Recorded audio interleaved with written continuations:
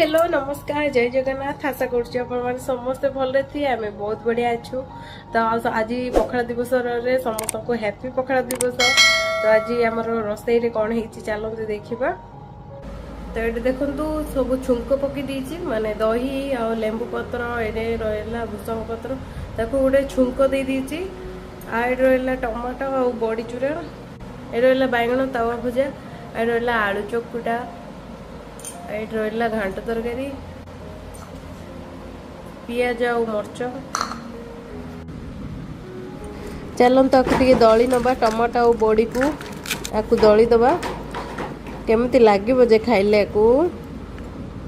आपण मैंने भी पखाड़ दिवस केमिति पालन कले सबू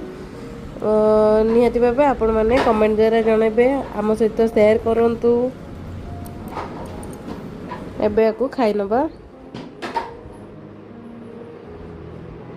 आहा की शांति पखाड़ भात आज पूरा मजा की शांति